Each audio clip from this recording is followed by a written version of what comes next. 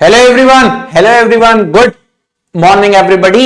सो भाई, कल रात से आप सभी के लिए airport authority of India, government of India, ministry of civil aviation, इस पब्लिक सेक्टर ने आपके एयर ट्रैफिक कंट्रोलर का फाइनल रिजल्ट आउट कर चुका है। और आप में से काफी सारे स्टूडेंट ऐसे हैं जिनका कल रात से मैसेज आया हुआ है कि सर फाइनली हम यहां तक पहुंच गए। तो सबसे पहले तो आप सभी को बहुत बहुत बधाई। सभी स्टूडेंट से मिलेंगे भी, उनके इंटरव्यूज भी करेंगे, उनसे बातें भी करेंगे। लेकिन कोई ऐसा स्टूडेंट जिसको लगता है कि सर वो कुछ मार्क्स से रह गया हो या कुछ भी रह गया हो, तो पहले तो आप एक काम करें, अपनी वेबसाइट पे जाइए और वेबसाइट पे यहां पर इन्होंने फाइनल रिजल्ट अपडेट कर दिया है। फाइनल रिजल्ट के बारे में जिन बच्चों ने एग्जाम दिया उनको तो पता ही, फाइनल रिजल्ट होता है after voice test and DV. तो जैसे ही आप देखोगे ये अब फाइनल रिजल्ट की आपकी पीडीएफ है। और फाइनल रिजल्ट जब आता है तो यहां पर ये लोग आपको कट ऑफ भी प्रोवाइड करते हैं। पूरा एक साल ले लिया भाई, है ना, और सभी स्टूडेंट्स यहां पर अवेलेबल है। और इस पूरे पेपर की अगर मैं बात करता हूं तो सबसे इंपॉर्टेंट जो कट ऑफ हमारा गया हुआ है वो गया है भाई 109 यूआर का। और ये जाना भी था, वाजिब भी था। इसमें मैं ये नहीं बोलूंगा कि ये बहुत हाई कट ऑफ है या बहुत लो, नहीं है, वाजिब है। रीजन भी ये वाजिब इसलिए क्योंकि आपको भी पता है कि इस बार का पेपर जो था वो थोड़ा सा कंपैरेटिवली बाकी पिछले 2-3 साल के कंपैरेटिवली थोड़ा सा इजी था, तो इतना कट ऑफ जाना वाजिब भी बनता था। दूसरी बात, नंबर ऑफ वैकेंसीज थोड़ी सी डिपिंग थी इस बार, तो भी कट ऑफ जाना था। बाकी हमारा कट ऑफ 100 से 105 के बीच में तो फाइनली चला ही जाता था, तो इसमें कोई बड़ी चीज नहीं है। मतलब मैं इसके लिए शॉक्ड नहीं हूं। हाँ, 1-1.5 नंबर शॉक दूं कि 1.5 नंबर ज्यादा गया। मेरी एक्सपेक्टेशन के हिसाब से 107 108 मेरा था, बट 109 ये 1.5 नंबर, इससे ज्यादा कोई शॉकिंग वाली बात नहीं है।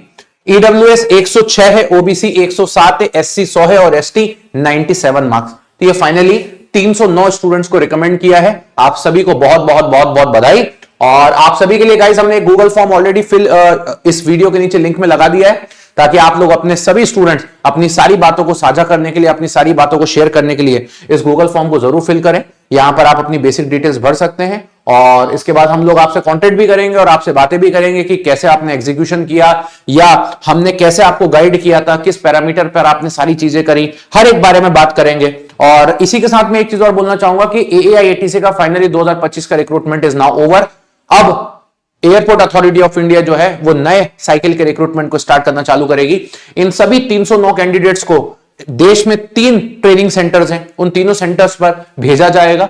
और जैसे ही इनको वहां पर भेजा जाएगा, नई रिक्रूटमेंट की जो साइकिल है वो शुरुआत कर दी जाएगी। और मेरा ऐसा मानना है कि जब जब प्रीवियस रिक्रूटमेंट के स्टूडेंट्स को भेजा जाता है ट्रेनिंग में, उसी के इर्द गिर्द 1-2 महीने में आपको नोटिफिकेशन देखने को मिलता है। तो मैं आपको यही बोलूंगा, अप्रैल में तो नहीं, बट जून ऑनवर्ड्स कभी भी आप लोगों को इसका नोटिफिकेशन देखने को मिलेगा।